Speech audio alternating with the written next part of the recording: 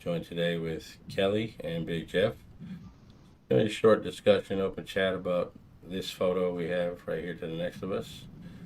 Uh, Tom Pierce in trial claims that he's the one that took that photo. Question is, if he did, when did he take that photo? For a long time, I was wondering where that location was. And kept looking and looking and looking and looking. I finally gave up, and then miraculously, Kaf found the location. You may not believe it, but she dreamed both the street names. I still can't believe it. Well, if I hadn't heard the story from firsthand, I'm not sure that I would believe it either. But I know it's true, and I know how long you looked for it. I remember the search for it. We were all looking for it, and nobody could figure it out. The strange thing is, when I finally found you pop into beer in Google Maps and zoom right in, and you're right above the park.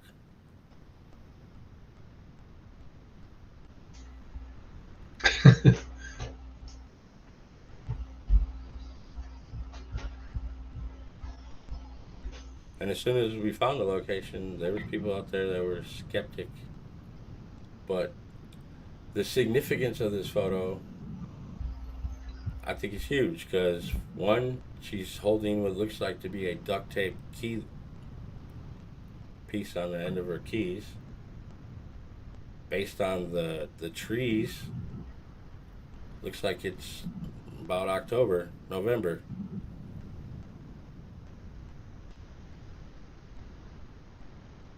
I noticed that Google Maps has updated their, because before, when you used to go in and out the parking lot, it used to change from October to June. So when you went into the parking lot, it was summertime. When you came out of the parking lot onto Cash Street, it was October. And the trees look exactly the same as they do in the photo behind her. So the date of this photo is 2005 then? That's when he said he took it? Yep.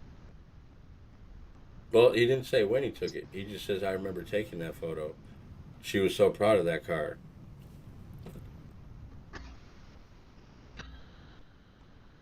She had bought that car. All the things. I'm trying to remember when she bought that car. Did she buy that car in 2005 or 2004? Yep, she bought it at the Toyota dealership. So if the trees are that color, you can clearly see autumn in the background. You know, so the if you go back and look at my previous video I did about Calf Stream, when I go through the parking lot, you'll see the trees look exactly like they do in the photo. And if this photo was taken, like I believe, on the 28th of October, or 29th, I should say, because she's not far from this location filling up her vehicle with gas. Did you ever find that receipt? I know I've seen it. People have said they've seen it. I've yet to see it. All I know is that there's a reference for it in queso, where they mention how much fuel she had got. So it's a guessing game. Yeah, I never quite followed the Reddit threads that said there's not enough gas in her car if she really filled it up. You know, on the state and how far she drove, and she should have this much gas left, and she really only has this much, so therefore the car's been driven extra. I don't know how they account for how much they think that she should have. We don't know where she went when she left that gas station, how far she drove, which direction she drove. We know that she went to her grandfather's birthday party on Sunday.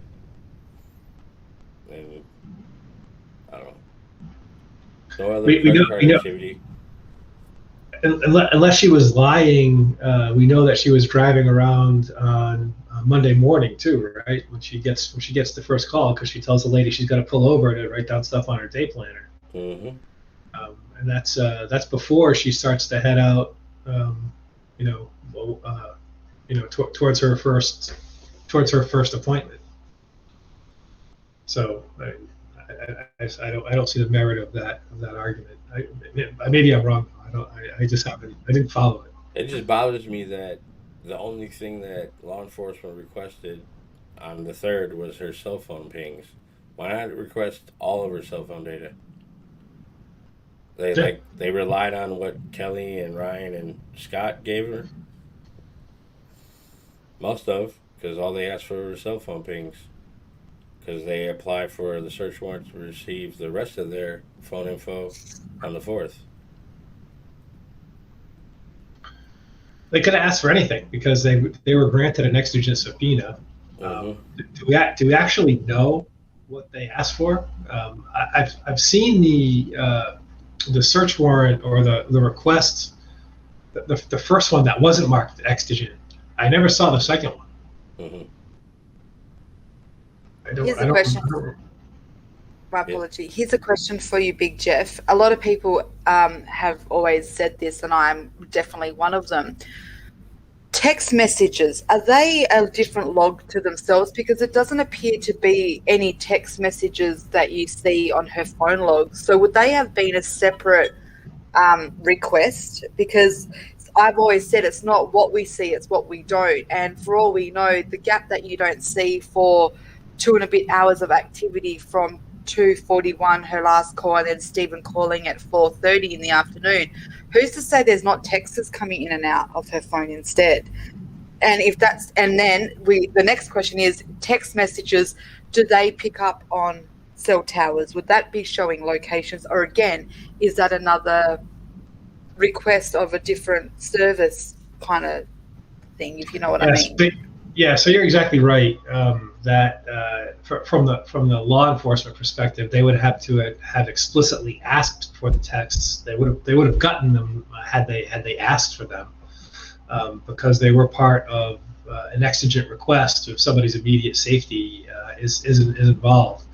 And yeah, when it's the way that texting works is that you do have to make a connection. If the phone makes a connection, right? So for example, right? Let's say you go on a trip on holiday, and you're gone for a week, and I'm not bringing my phone. I put my phone down on the kitchen table. I turn it off. Put it down on the kitchen table, right? Those texts start to build up, right? In a piece of network infrastructure called the SMS center, SMSC, and when you go back and turn your phone on, that's when those texts would be retrieved. There would be a record of the path that those texts took through the network. That's made somewhere, and that would be part of the text metadata. Now, after Teresa's phone got turned off, for sure, all those texts that were incoming to her would have built up inside of that. So all those would have been retrievable, and all the metadata for those would have been available. The metadata for the ones that she got that day should have been available, if not the texts themselves. They may not have been available, depending upon the network infrastructure that Singular used at the time. But for sure, the metadata would have been available, because metadata means who the text came from, what time it came, because that's all part of the quote-unquote evidence that you need to make billing records. What about when you check your voicemails from an outside line? Yeah, so again, your voicemails are also stored at a centralized location. They're never ever stored on your phone.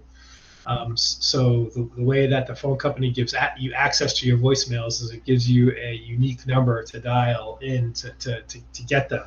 So at any time that you access the network, the tower that you have to do something called transmitting a random access preamble to be able to get access to a tower. If you pick up your phone, even if you're browsing the internet on 4G, but certainly on 2G, and it first connect to a tower, your phone's in idle mode and you're not using it. And when you want to connect, you have to get into connected mode. And getting into connected mode, you have to ping the tower, and that's the pings that they talk about. If if somebody's calling you, get an incoming call, the network has to kind of get your attention. It does that through something called the paging channel. and that is that is also a record of that. When you went to 3G, sometimes the pages that were recorded were not exactly to the tower that you ended up getting the call from, because there's something called tracking areas. And what really matters, when you start to talk about things like long distance, is that you call from one tracking area to another. So sometimes incoming calls were not, on some networks, were not reliable indicators of the actual tower number.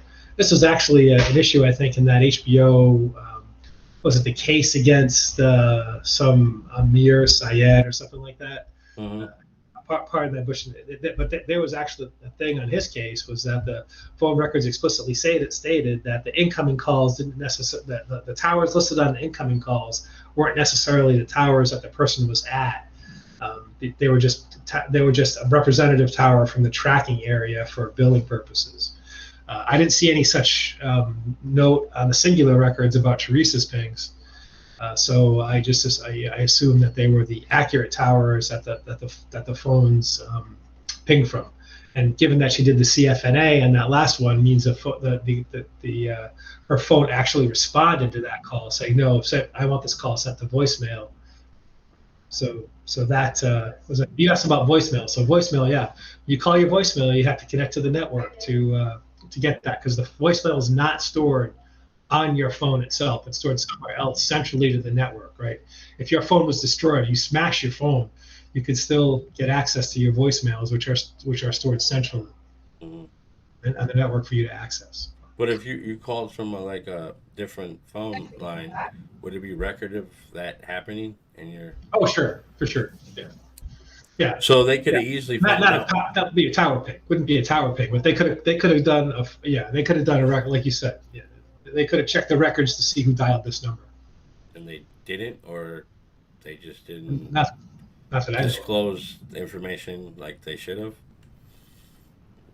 And yeah, I mean, it would be great if we could get the actual information from AT&T itself. I've thought about doing that many times to see if AT&T, who eventually bought Singular Wireless, would still even keeps that information around. From the legal perspective. I mean, a lot of times this stuff it costs more money to find it and throw it away than it does to keep around, because space is cheap. So it'd be interesting to see if they still have that. Oh, sorry, go ahead, Kelly. Oh, no, sorry, I should let you finish. I was just going to say, you think maybe Beauty and Strang would have requested, they're talking about someone accessing her voice messages in court. You think maybe would they have been able to say, listen, what about her text messages? Has anyone ever requested that? Could they have actually had the power to summons that themselves, being the defense side, or how does that even work? If the judge wouldn't have did what he did, I mean, Cratch gets all clammed up and says, well, if they're trying to suggest that she's still alive, this is new evidence to us and we need to look into this. The irony is there was no proof she was dead at that stage really either, in that perspective, because they didn't find her card till the 5th, but there's no proof that she died on the 31st. So Beauty and Strang were making a good point. Even if they were alluding to the fact that she was alive, there's no proof to say that she wasn't on the 2nd. Yeah. I seem to recall a tweet by Dean Strang where somebody asked him about the text messages, and he just simply said that they weren't available. And it is, I can see a reason why the texts themselves might not have been available. I mean, her phone account was probably canceled by Singular Wireless, and that probably caused a sort of deletion of the messages themselves. For sure, anybody who tried to text her before they knew that they were dead, before she was dead, those text messages would have started to build up in the piece of network infrastructure that holds them, like the voicemail holds them.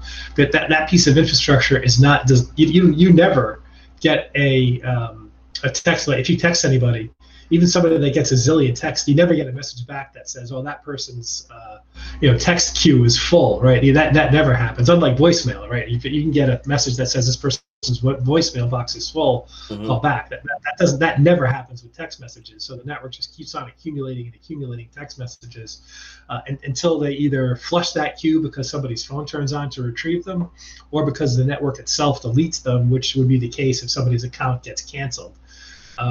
But even in that case, the billing records might still hang around. And the billing records are the metadata for the texts, not the texts themselves.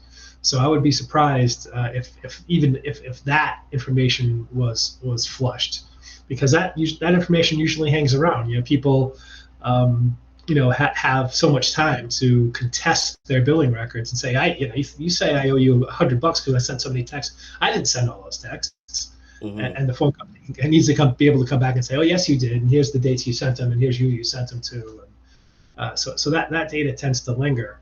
But the content of the data, which people consider the privacy stuff, that's what stuff they flush. So I think that the extenuating circumstance here is the purchase of cellular wireless by AT&T, and I think that happened very shortly after she died. It might even have been, it certainly happened within 2 or 3 months, which is right around the time that Jerry Buting and Dean Strang take over, which is right around March 1st, right? Where Jerry Buting, Dean Strang took Stephen Avery saying that it was officially approved, I think, that on a Saturday before Brendan's confession, right? That's when Dean Strang officially takes over. So that's like right before March 1st. Mm-hmm. So 3 months is enough time for the King Patch tried to stop that from happening. Oh yeah, he tried to stop a lot of things. Yep. Including the property bond. The question is, what did they all turn over to Stephen's first lawyer? Did they hire anything from him? Because I'm sure he turned everything over to Dean and Jerry. Yeah. They certainly played fast and loose. They played fast and loose with Discovery. I think we know that. I mean, there's no photos of anything they discovered. Even when they go to the turnaround and get the phone, or when they go to Maryville Caves and get the stuff there. They didn't take any photos of stuff. They just went to go pick it up. Or did they? Well, who's the guy that went out to pick up the audio box? It was Coburn, and was it O'Neill? Mm-hmm. He says in the report that they photographed the phone. We've never seen the in situ photograph of the phone. So the picture that we have of it is from the Calumet evidence locker, and it's on some thing, and in order to be able to to get the model number of the phone, they would have had to take the battery cover off, and that would have exposed the number that would have needed to trace the data if that was the potential ownership, if that was available. Even if we never found out who owned that phone, we could have found out what was the last set of text messages that phone sent, what was the incoming calls, what was the outgoing calls. Mm-hmm. There was information to be found out about that phone, even if it was quote unquote a burner phone. But just because it's a prepaid phone doesn't mean that somebody didn't use it like a prepaid phone, right? Because you could have, if somebody, it's one of those phones. If you buy a credit card from the store and you type in the number and that's how you add more minutes to it. Mm-hmm. If that card was bought on a credit card as opposed to cash, then that itself could have been traced, because that number is on that card is unique like a credit card. So just because it's a prepaid phone doesn't mean that somebody used it like a burner phone. They could have, and they might have been successful. But the fact that they had a phone means they were trying to communicate with somebody. Who were they communicating with? What text did they send them? What numbers were called? All that information would have been very interesting. And as far as I can tell, I don't see any subpoenas for that information. We can only guess at what network that phone was available. My guess was Verizon Wireless, because it was a CDMA phone. But we don't know for sure, and it's just the piss poor police work and investigative work. Yep. Seems like anything that would have looked the other way, they ignored. Oh yeah, they had their guy. Well, this just kind of goes back into the whole phone stuff. If we circle back to the Kelly P and Scott B situation, when I was looking at it, when it all came out, I was like, how ironic they all supplied their own phone bills, but it was almost like they made it so you couldn't cross match all of their records with each other, because you've got Ryan, who starts on I think it was the 31st or something, and it ends on the 4th, and then you've got Kelly and Scott that start on the 3rd and finish sometime like on the 13th or something, it turns out. And so the most significant days for Scott, you can't see from the 31st until she's reported missing. But you can see from when she's reported missing onwards. And then you've got Ryan, who you can see those, the critical times just before, and then obviously when she's on the 31st, but it stops on the 4th. You don't see anything on the 5th onwards. So it's almost like they cherry picked what they wanted everyone to see, which I found was quite interesting. So then what I did was I went into it all and wanted to do like a pattern thing. And although it's nothing, because everyone's kept going on about how by face value there's nothing of the phone calls from Scott or Kelly that jumps out, that to me wasn't what I was looking for. I wanted to see if there was any patterns where something would jump out in terms of when he wasn't active, when he was active, who was he going to call next? And I actually found something really interesting. I'm going to say the word coincidental, because that's what this case is all about. But if you guys got a minute, do you mind if I go through what I found? Yep. Go. That'd be great. Okay, so what I did was I literally broke down Scott's from what I could see, and I wanted to see, like, first of all, I wanted to see what his pattern was like with phone calls. I wanted to see if he had an active social life with his phone. So basing it on phone calls, I started to record how many did he have on the 3rd. And that was a pretty significant day, because that's the day she gets found out that she's missing. So he had 19 in total, 19 calls, 15 of them were outgoing and only 4 of them were incoming. On the 4th, he had 16 calls, 7 of them were outgoing and 9 of them were incoming. On the 5th, the 27th, there was 27 calls, 15 were outgoing and 12 were incoming. On the 6th, there was 23 calls in total, 16 of them were outgoing and 7 of them were incoming. On the 7th, there was 20, 14 of them were outgoing and 6 were incoming. And then on the 8th, there was 14, 11 of them were outgoing, 3 of them were incoming. So, and then on the 4th, there was 4. He made 2 outgoing and 2 incoming. The reason why I wanted to signal into that was they're the pretty significant days. You've got the day she's missing, the day that her car's found, the day Stephen, they had found the bones and that the bones were reported. So I wanted to have a look to see if the pattern was, you'd expect that when she's missing, you'd see more activity, because, they're all calling around, they're trying to figure out who's doing what, rah, rah, rah. And it kind of works like that because from the 10th to the 11th, the 12th and the 13th, it drops dramatically. He starts only getting 5, there's only 5 calls, 10 calls, 8 calls, and then 6. On the 13th, he doesn't even make a call. All his 6 were all incoming. So I wanted to have a look at that, and I thought, okay, now let's go a little bit deeper. That was just the face value side of it. Let's see the most significant day. So I went to the 3rd. I wanted to see what was happening on the 3rd. What I found was there was a gap of literally no activity from his phone. There was a 3-hour and 23-minute time lapse where there was nothing, no phone calls, no incoming, nothing. And that was between 5:58 p.m. and 9:21 p.m. The phone call before it went offline, it was an incoming call, because we can't see his incoming calls. We don't know who it is. And the first call he makes when he comes back active at 9:21 p.m. is Bradley Checks, which is the gentleman that Teresa was taking the photos of, which we all know that story, husband and wife situation. So that's the first person he calls when he comes online. Then I'll go, and then I want to skip it to Friday, the Saturday, the 5th. And that was Wednesday, Cal. That was the Wednesday, the 3rd. Sorry, that was the 3rd. Yep. So, Thursday. Yep. That's the third. So Friday the 4th, he has a 5 hours and 58 minutes of no activity. Again, the activity is from no activity from 6:12 p.m. to 12:10 a.m. in the morning of the Saturday the 5th. Nothing. And both of those last calls were incoming. So he made no calls.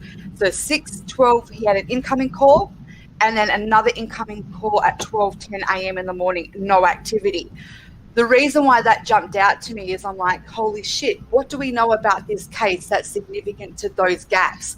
Well, on the 3rd, in between 5:58 and 9:21, Stephen and Chuck see taillights around his trailer.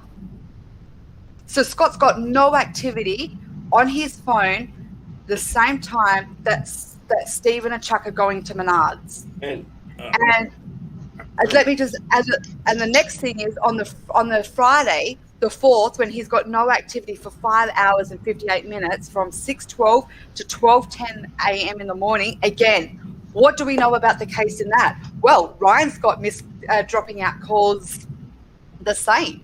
He's also got nothing. He is disappeared as well, and both of them are in the time frame where there's lights again seen by Chuck, and Bobby and Stephen are being sent down to have a look because there's lights. Again, Scott is off the grid as well. The irony of it, though, is I thought, okay, coincidental at its finest. So I went back and I thought, play the devil's advocate. Can we find anything that could be why they're off grid? So I went back to the trial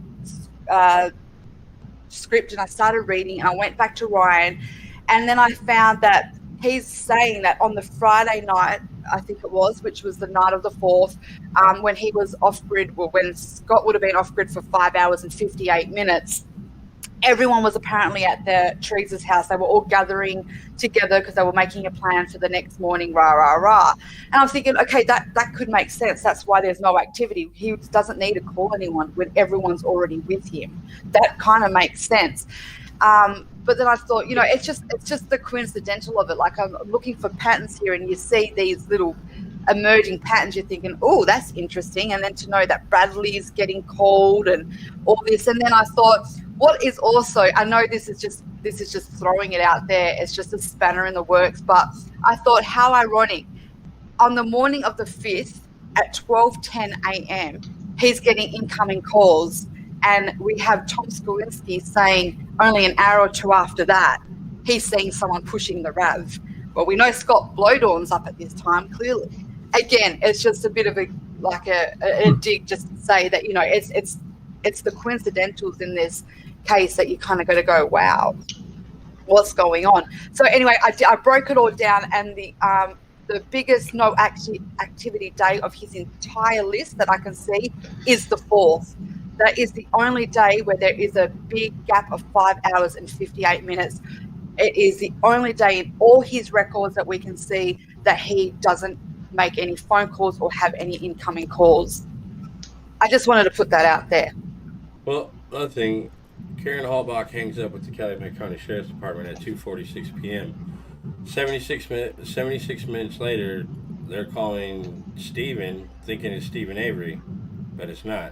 So where did they get the idea that Stephen Avery from? Unless they called the auto trader and got it from them. But Stephen also left Barb's name too, so. And we don't have all of Barb's phone records. Just bits and pieces. That's a good question. So they called Steven Speckman thinking it was Speckman they called, right? By accident? Mm-hmm. And they thought it was, yeah. So why do they think that? So do you think that do you think, Kelly, that the calls to Speckman and even Bradley are exculpatory from Scott and Ryan? I don't know. When I was looking at it, I'm thinking, why are they? Because you've got Scott calling Ryan. You've got Scott calling Brad at 9:34 p.m. and it's the first phone call that Bradley gets, and that's on the 3rd, right? And then, like, not even a few minutes later, then Ryan's calling Bradley. And you're thinking, okay, what the hell's going on here? And then I did try to take into consideration, well, maybe that, they've just found out she was missing.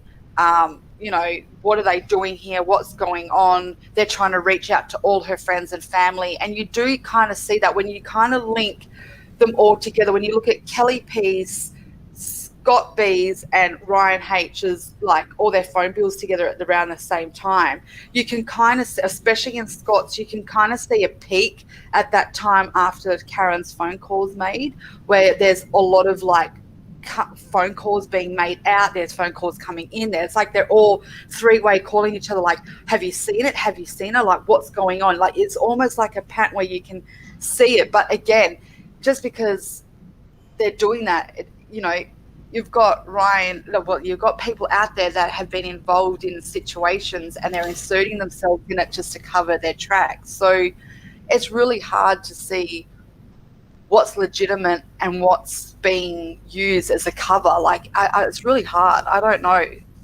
I'm honestly not sure at this point what it kind of all means. I just thought it was interesting that I was more looking for the patterns of the activities, and I was actually trying to help them by seeing whether it looked legit, that the moment they found out she was missing, what would you expect? You would expect the phone calls to happen and come in and go out really quickly. And you kind of do see that. But then when I started seeing that there was like these no activities and huge gaps of them, and they aren't regular for like all his days, you're thinking, okay, so what was so significant on the 4th, the Friday, that he had no activity for 5 hours and 58 minutes in the afternoon to the morning, 12:10 a.m. the next day? So yeah, it's a really strange one. I looked at the fact that they were calling, when they called Stephen to see whether she had made that appointment. They'd been going off her phone bills and stuff, and I'm thinking, like, they're trying to play detective here. Like, what the hell is going on here? Like, you found out she's missing, you give that to the cops. Like, what are they doing? They could have been tipping off the killer that it's all out now, and here they are blowing covers here by saying, listen, she's out, she's missing, and someone could have like gone, shit, okay, it's out. They could have given someone a heads up for all they knew what they were doing. Mm-hmm. Yeah, that's a really good point. I also find it a little interesting that we know what the call from Ryan to Steve Speckman was all about, right? Because we've heard about that call. That's Ryan potentially like you said, potentially tipping somebody off. But we know, at least we know what that call was about. Why don't we know what the call from Scott Bloberdorn to Bradley Check was about? Was it say, hey, who are you? We're trying to find Teresa, she's missing? Or was it, we know you guys are having an affair. Where the hell is she? What was the nature of that call? Who knows? Yeah, why isn't that written up? Well, why is that lady calling stating that her friend had an appointment for Auto Trader and they never showed up?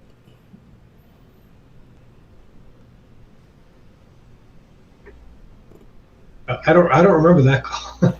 That was Steve Speckman's friend calls in. She can't speak English very well, and she's concerned. Oh, actually, I do remember that call now. He asked her if she has a phone, and she says, yes, I'm on the phone right now. He was like, no, I need your phone number. And she just moved on. I remember that call.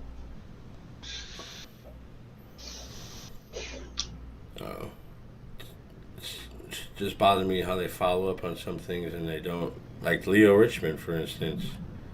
He states that the girl looked just like Teresa Halbach, but when he talks to DCI, she's now redheaded. Well, it seems like the more we learn about the DCI reports, the more it seems like DCI was spinning a yarn as well towards Stephen Avery, right? The Springs Tube interview, clearly points to them trying to insinuate that Springs Tube indicates that the paper is delivered around 9 a.m. Right, to try and dispel a certain phone call that they may have got from a certain Sawinski. When it's just everybody knows a Saturday paper is delivered at dark 30, right? There's just no doubt about that. So, and DCI all of a sudden now conveniently changing the details about or completely reporting contrarian details about Leo R's report, where Leo says, "Oh, it looks just like her," and all of a sudden she's got red hair. It's a little bit odd, like you're saying. He called on the 5th, and they relayed that message to Wiegert, and he says, "Well, I'm pretty sure that's not the case. Just write it down, and I'll get back to you." They don't talk to him to the 7th, when they went around after Cuss Road discovery, and they denied bluefin. Then they start interviewing all the neighbors in the area along White Cedar and Cuss Road.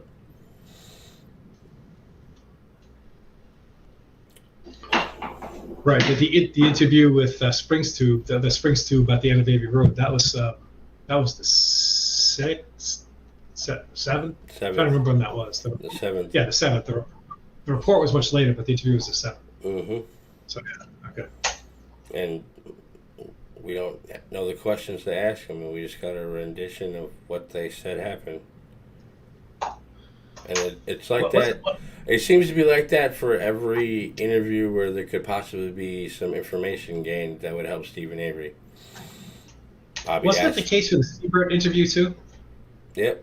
They tried to interview him in 2017, but he declined. But he did talk to KZ. Yeah. I'm trying to think if they interviewed him in the 2005 time frame. I'm sure they did because his daughter calls. His daughter calls, but we don't have the call of him reporting what he saw. So, like I said, we're missing a whole dispatch line, and there's no audio at all for the 4th. And the fact there's only 79 dispatch calls in all for the whole 9 days. And one of the lines only goes from the 3rd to the 5th, no 4th, and the other one goes from the 3rd to the 12th, no 4th, and it's very little. Yeah. Like Calumet, you hear every single call that came in. People calling about their cat in a tree, people calling about deer running in parking lots. Yeah. It's crazy.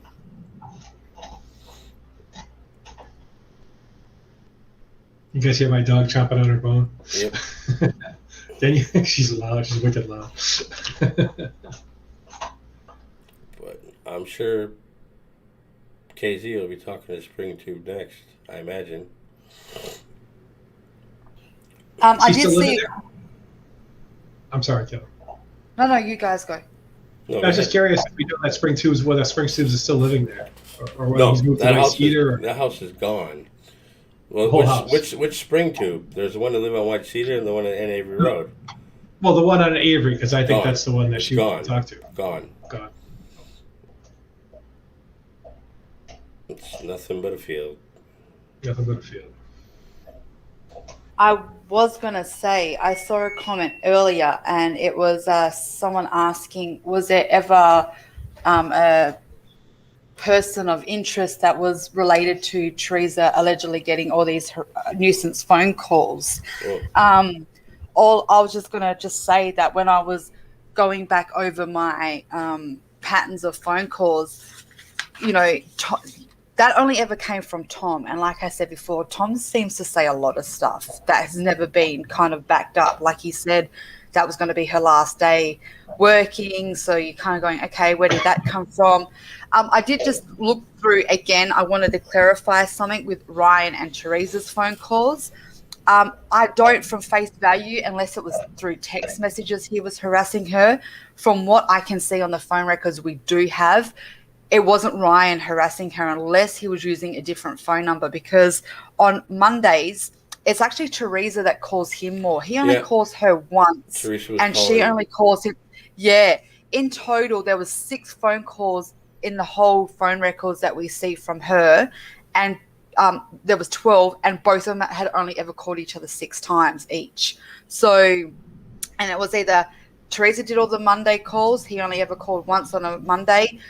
Teresa only called him once on a Tuesday, but he called her 3 times on a Tuesday.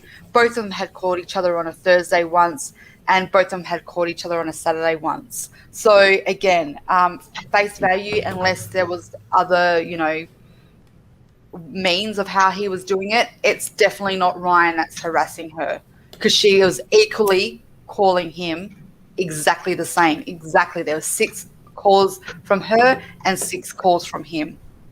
I just wanted to say, did you guys ever, looking at all the phone records, find who you thought it was? BC, I think BC has a lot of incoming calls to her. But we don't even know if that's entirely true. This is something that Tom Pierce said. So, yeah, that's true. He's sketchy than a motherfucker, to be honest. Yeah, that's what I mean. It's always what Tom says. Tom has said a lot of stuff. I've looked into Tom. He's one of my Denny's. He's one of my favorite Denny's because we don't know whether she left the salvage yard and what direction and where she was going. There is, to me, what if she made it to the What if she made it to the studio? Exactly right. And there is, everything that I've looked at to Tom, he has contradicting things. He says the studio isn't open on a Monday, yet he puts himself there on the Monday going to get the mail. He puts himself there getting the mail, and then on her day planner. And when Leslie asked him about his cell phone, yes, I have a cell phone, but I don't ever use it. I keep it turned off, and I keep it in the center console of my car. Yeah, he wouldn't give it. Who does that shit? Nobody. Yeah, he wouldn't give it. He wouldn't give her the phone records and stuff. And you gotta remember, and then you've got he calls Calumet. They don't call him. And what time was that, Mill Billy? Just after midnight on the 4th. Yeah, which is really bizarre because he wants to know what's going on with the case. And he calls back on the 5th, asking to talk to Wiegert and them, wanting to figure out what's going on. And he's the one that collected her cigarette butts for DNA purposes. Yeah, we didn't even know she smoked, right? That's we didn't even know she smoked. Right? Yep. He submitted the ashtray from the office. And he was also inquiring about her laptop and everything. They already got it because it was at home. So, I don't know. And, and you've got, he was known as Temper Tom. We have a dispatch call. Tip. Yeah, we have a tip on him from someone, an ex-employee, saying he had a really, really bad temper. So, he actually had a tip called in on him. That's quite interesting as well, because when you line it all up, these are the people that were closest to her. And in a normal victimology, this is the people that you would investigate. But then you also shared finances, like they shared a studio. Like, what would he have gained if she had gone missing? Would he get her clients? Was there a monetary gain in her death for him? Like, you had to rule it all out, because that's part of a victimology. And he was just blinked at, like, thanks for the cigarette butts, wicked, bye. Yeah. And just like there's several of Teresa's friends calling in telling them to look at Bradley, including Kelly Pitson. Oh yeah, that was Bradley was one of the big ones, especially when one of them pulled Fassbender I believe it was Fassbender to the side while they were at Teresa's house and said, "Can I talk to you?" And that's when she's like, you need to check out this guy. And as a woman who talks to her girlfriends, who knows people better than your best friends? When a girl's venting, man, we vent. We don't hold back. So that's the people you want to be listening to, is her friends that know her circles, that knows what she's up to and what she's doing. And then there was that really interesting comment made by her saying Teresa doesn't know what she's getting herself into.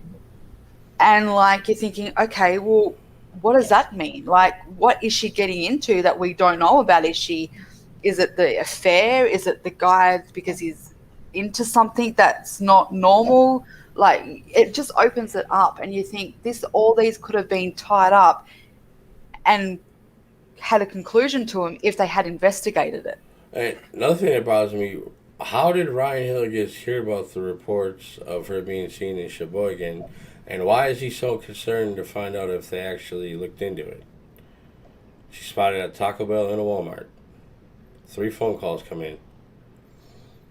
2 people stating she was at a Taco Bell, and one of them stating she was seen with a black male at Walmart, and at the Taco Bell she's seen with 2 individuals.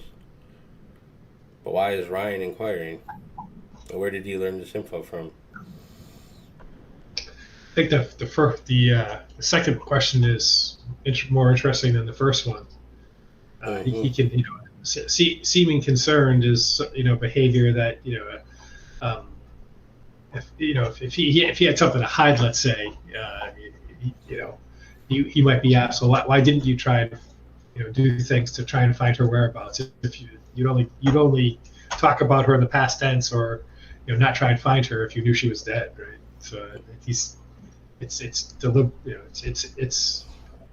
on its face exculpatory behavior. Whether it's acting or whether it's real remains to be seen, I guess.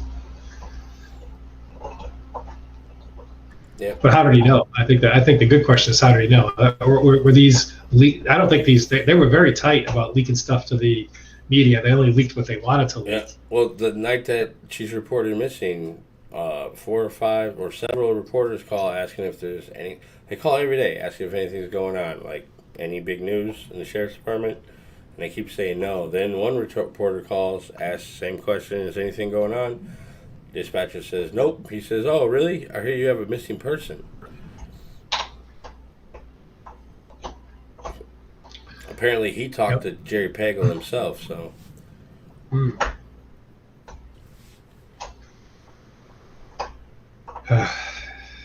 Yeah, I bet there's no doubt that there's leaks to the press. That doesn't surprise me. But leaks to, sort of John Q. Public, that's odd. Well, it's just like when they take Stephen Avery into custody. One of the officers from, I believe, Brilliant calls to ask if that actually took place, and the dispatcher says, "I can't confirm or deny." And she hangs up and calls somebody and says, "You never guess what just happened."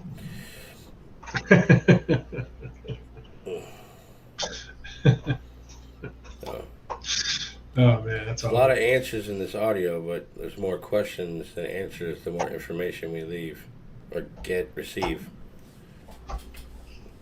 It's a bit of a... The truth of the matter is, do you have the phone calls from the 31st to the 2nd? Can you hear any of those? Because in my opinion, that is the days that matter. I know that everyone thinks it's from the 3rd onwards, but no, it's the days you do not that's see. The problem. That's the problem. The 31st to the 2nd, if I was a killer and I was going to make any moves, when would you do it? You would make all your moves before she's known as missing, because then the spotlight comes on. Once that spotlight comes on, you could be under it. So from the 31st to the 2nd before or even the 3rd until she's get called in, if you're going to make any moves, that's it. That's your window. You can, if theoretically, let's say I was pushing in the RAV, you wouldn't have to worry about someone seeing you, because at that stage, no one's looking for a RAV. Just saying. So, that's the days you make your move. You do it when no one even realizes she's missing. You can, why take the license plate off the car between the 31st to the 3rd when she's not even reported missing? So no one's looking for her car. No one's even knows she's not around. So you don't need to hide at this stage, because no one's looking for her. Yeah, nobody was looking for a blue car.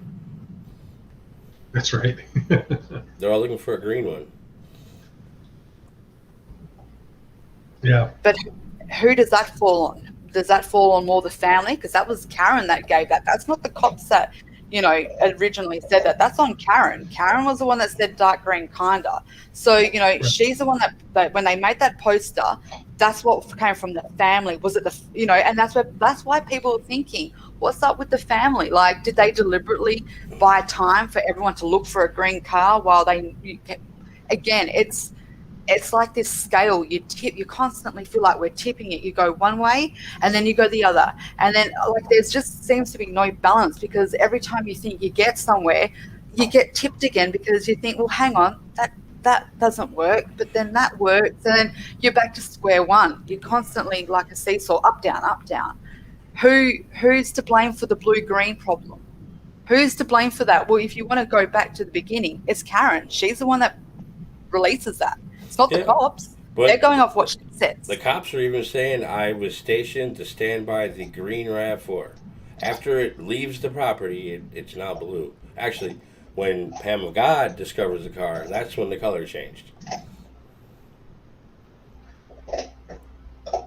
I'm not getting into this conversation about a blue or green car because honestly, if I have to spell it out in kindergarten language, I will literally lose my shit. I think we all have agreed that lighting is a situation, and I'm not going there. I'm not debating this again. We've been there. If anyone wants to hear it, put the link back into where we've done this. I just think after doing my experiments, I can assure you right now, a green car can definitely look goddamn blue once you apply light to it, and I will prove that. You got a 99 Toyota RAV4? Hillbilly, honestly, mate, you push buttons and your buttons are worn out, mate. Just you need to calm your farm, dude. At least I'm doing stuff. If you're more than welcome, go out there and actually do it. Go ahead. Oh, if I've only seen one RAV4 the color that they say her car was in my life, and I've never seen it before. I've seen every other form of color RAV4: white, gray, purple, blue,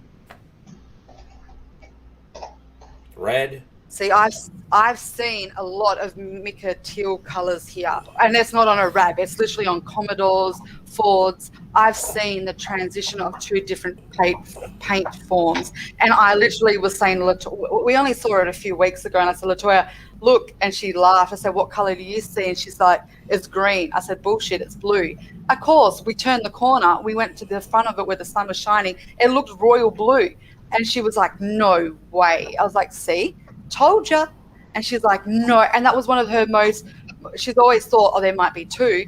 It wasn't until she physically saw it for her own eyes, this change in color where at the back of the Commodore, it looked green. She walks around the front with me and it looked royal blue because the sun was shining on it. She's like, how is that possible? And I'm like, it's just two-tone, Latoya. Yeah. That's just what lighting does. I agree. Two-tone would do that. Yep. Still skeptical until Casey gets her hands on that blue RAV4. I will always think there's two. I don't think they found Teresa, because if they claim they found bone tissue and muscle tissue connected to the bone, why do we only have 7 loci? If they found muscle tissue, then where's these photos?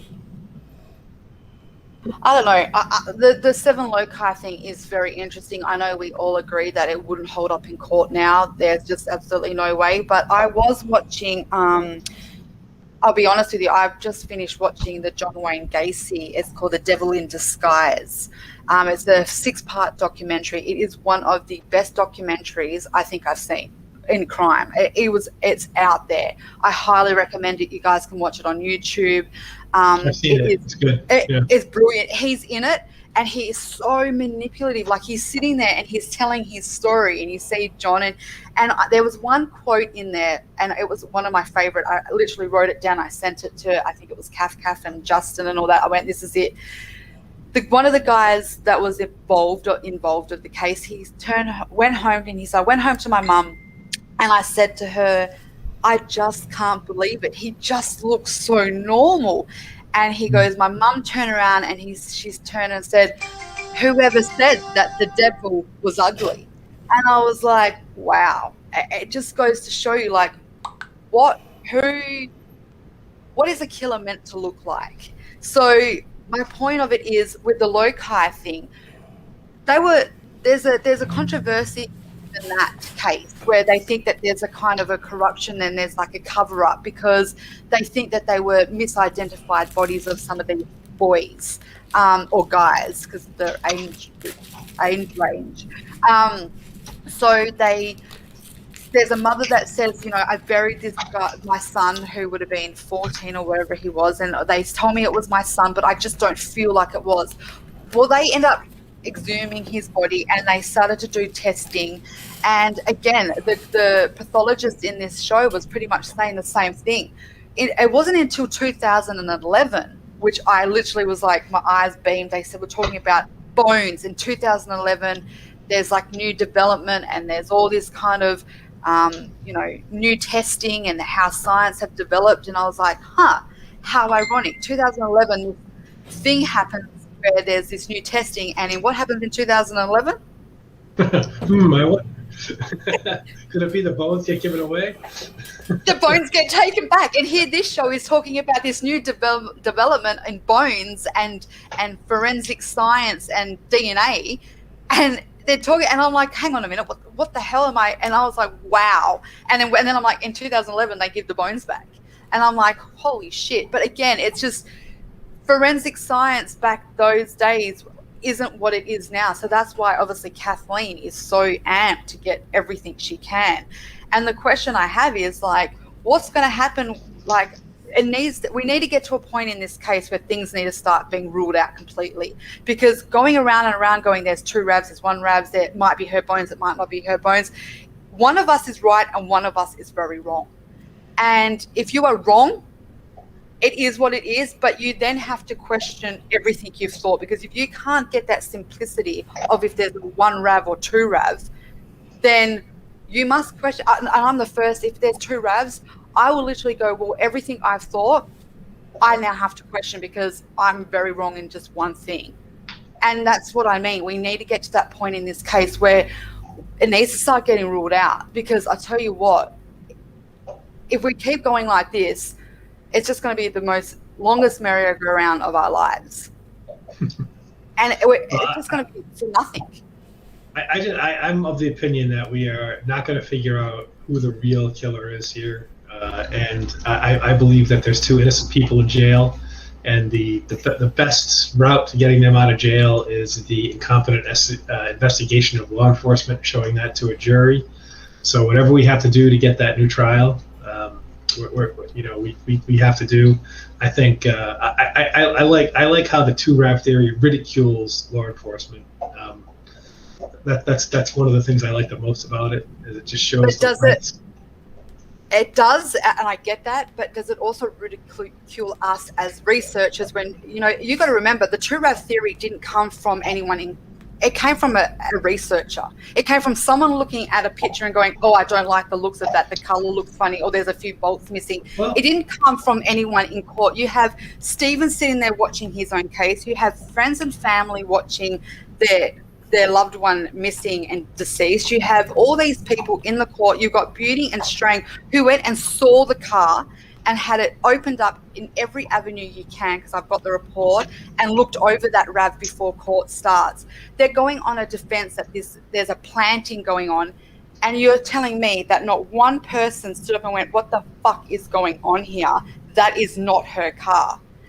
Does the ridicule really go on the police, or does it become on us like, you guys are fucking idiots. Seriously, keep chasing your two Rav, because honestly, you're idiots. Why does the Spanish squad have her car in their custody on the 3rd? I spoke to Beauty about that, and he said he's seen that. He said that is not a legitimate thing. It was a typo in the fact that it was created afterwards and they backdated it and the codes were put in wrong. I have sent that to him, and he has straight up said to me, and I have the message, they did not have the custody. In that, if you're going off that, that document that says that there was custody of the Rav on the 3rd, he said that is bollocks. That is not legitimate. That does not prove that car was in their custody. And he goes, and honestly, do you really think there would be even a document if they did? If they're hiding calls and hiding stuff and swapping stuff, they're not going to release a document that proves that they had it in their custody. He just said it was backdated. He goes, that's not a legitimate date. Ignore it. It's not. Looked into it. Forget it. No, I'm not ignoring it. Yeah. I can see how if you looked into it. I mean, that's the thing. If I can see, if you have a mess to clean up, you're going to miss something, right? That's almost it's almost the same thing as the reason that that there's it's not believable that there's zero forensic evidence in the bedroom, zero forensic evidence of Teresa being there in the garage, right? It's just not believable. So when you talk about at some point, if you believe law enforcement was involved in planting evidence and whatnot, it is believable that there is something that they forgot to clean up, right, in their own documentation trail. Did they get absolutely everything? Maybe they did, but maybe they didn't. And is that thing on the third something that maybe they didn't? Again, I don't believe we're going to find the true killer. I believe that that we get him a new trial through any means, including a technicality necessary. That he was, there's Brady violations, that the state deliberately lied or covered up something. That is a reason. Some of those things are reasons for a new trial. So that's the way I think it's going to happen here. It's not because we discover the real killer. That's not how it's going to happen. Well, I agree with that. I believe the only person who knows what happened to Teresa Halbach is Teresa Halbach. Yeah. Yeah. And she Yeah, no. The thing is, I think everything Kathleen's doing is amazing. I think she's on point. She knows how to do it. She knows what she's doing. But like you said, Jeff, will it come with a conclusion of freeing Stephen and Brendan and having this happy ending where the real killer comes to justice? I don't think so. I think, it'll just, unfortunately, and the sad thing about that is, even if Kathleen gets Stephen off on a technicality, like you said, or in any other means because of all these Bradys and all these violations, there's still going to be people, because there will never be a conclusion of who really did it. There's still going to be people that think Stephen Avery did it. Just like people still believe Stephen Avery raped Penny. You just can't fix stupid sometimes. Yeah, no, I get that. I think a happy conclusion here is that innocent people get free from jail. That's my happy conclusion. It's not believable to me that he did it. Not believable to me that Brendan had anything to do with it.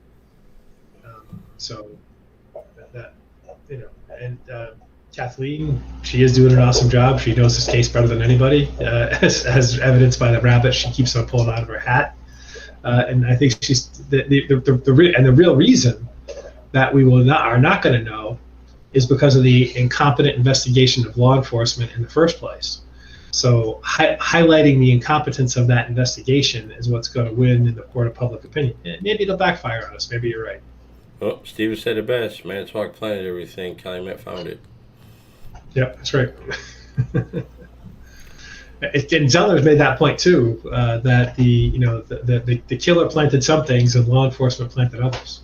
So how where does one end and the next begin? So if you're going to follow Kathleen's goal, what is planted by the killer versus what's planted by Ali? We've never seen a picture of the blood stain by the ignition prior to it being swabbed. The only picture we have that I've ever seen is the picture, the Q-tip picture, right? Mm-hmm. How incompetent is that? Well, we'll never know. We'll never know whether somebody just painted that blood stain on there with a Q-tip. Brendan Dassey tells them that they put the knife underneath the seat. The car has already been to the crime lab and processed and is now sitting in storage, and they go back to look to see if there's a knife there. Come on. Yeah. Well, there's also a story about Stephen. Brendan said that Stephen put a Band-Aid on his finger, and that Band-Aid fell off. And they went back to the RAV and took off the seat, and they miraculously found a Band-Aid. Right? And we know Stephen would never do anything but duct tape, right? But somehow a Band-Aid was uncovered. Isn't that amazing? Yep. Well, any final thoughts from either of you? Free Stephen Avery, free Brendan Dassey. Well, thank you guys for joining He says me. it. Thanks for having us. And we'll see you next time. See ya.